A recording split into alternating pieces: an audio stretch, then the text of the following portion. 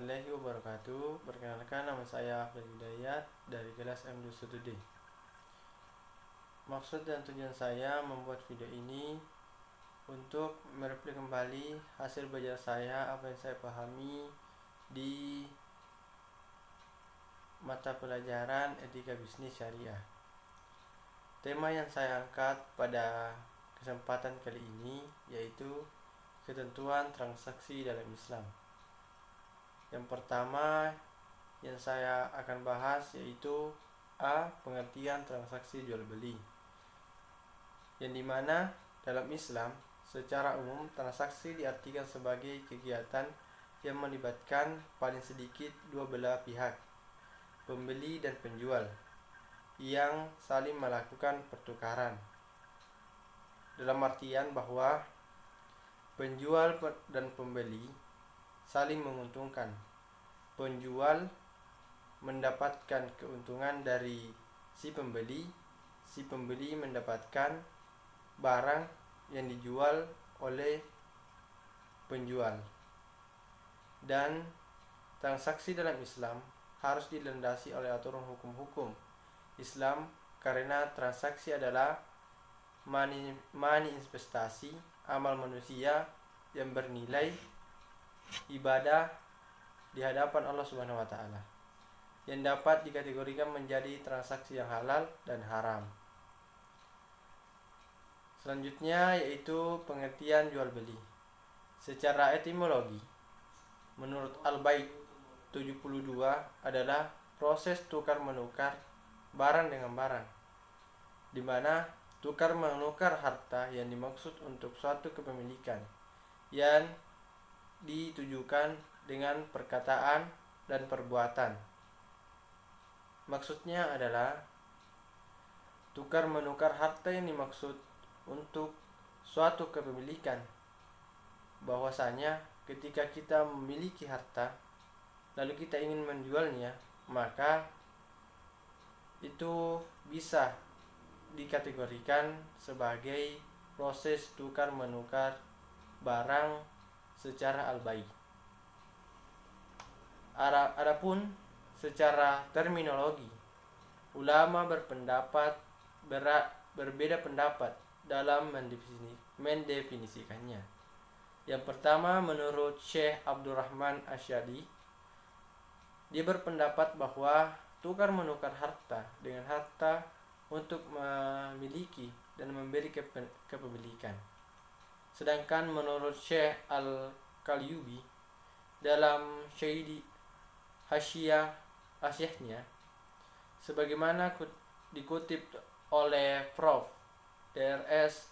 Abdul Aziz Muhammad Assam, akad yang saling mengganti dengan harta yang berakibat kepada kepemilikan terhadap suatu benda atau manfaat untuk tempo waktu selamanya. Yang kedua yaitu dasar hukum jual beli.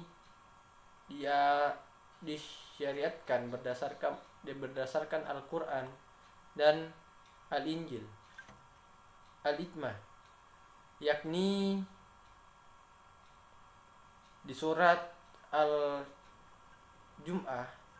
ayat 62 sampai ayat 11.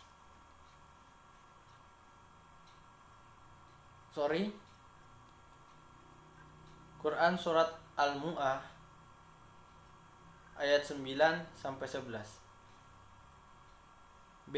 Menurut hadis dari Ubaidillah bin Lisar, dia berkata, aku bertemu kakek tua yang termasuk orang Arab, maka aku berkata kepadanya, apakah engkau telah bertemu salah satu sahabat Nabi? Ia menjawab, benar. Maka aku berkata, siapa? Ia menjawab, Amir bin Ashar. Maka aku berkata padanya, kalau begitu apakah yang ia katakan? Ia menjawab, aku mendengar ia berkata, bekerjalah untuk dunia seakan-akan kamu hidup selamanya, dan bekerjalah untuk akhirat seakan-akan kamu akan mati esok hari. Yang ketiga itu menurut hikmah. Ulama telah sepakat bahwa jual beli diperoleh dengan alasan bahwa manusia tidak akan mampu mencukupi kebutuhan dirinya tanpa bantuan orang lain. Namun demikian, bantuan atau barang milik orang lain yang dibutuhkannya itu harus diganti dengan barang lain yang sesuai. Menurut ijma dan ulama lain berpendapat bahwa jual beli diperbolehkan dengan alasan bahwa manusia tidak akan mencukupi kebutuhan dirinya tanpa bantuan orang lain. Yang ketiga yaitu rukun jual beli. Di sini rukun jual beli terbagi atas 4, yaitu penjualan haruslah memiliki harta yang akan dijualnya. Yang kedua, pembeli haruslah orang yang dibolehkan menjalankan harta. Yang ketiga, transaksi berbentuknya ijab dan kabul. Yang keempat, barang yang dijual harus mubah dan bersih. Yang keempat yaitu syarat-syarat jual beli. Di sini ada 2 syarat jual beli, yaitu yang pertama berkaitan dengan pihak-pihak pelaku, yang dimana harus memiliki kompetensi dalam melakukan aktivitas itu, yakni dengan kondisi yang sudah akil balik serta berkemampuan memilih. Tidak sah transaksi yang dilakukan anak kecil yang belum nalar, orang gila atau orang yang dipaksa. Berarti di sini syarat jual beli yaitu harus memiliki kompetensi, di mana harus balik, orang yang waras, dan orang yang mempunyai nalar dan tidak terpaksa. B. Berkaitan dengan objek jual beli. Di sini terbagi atas 5. Yang pertama, barang yang dijual belikan mestilah bersih, materinya, ketentuan materinya, dan ketentuannya. Yang keempat, barang atau uang yang dijadikan objek transaksi itu sesuai dengan yang diketahui. Yang keempat, tidak sah menjual belikan barang najis dan barang haram. Tidak sah menjual barang yang belum menjadi hak milik. Yang keenam, tidak sah juga menjual barang yang tidak ada atau yang berada di luar kemampuan penjual.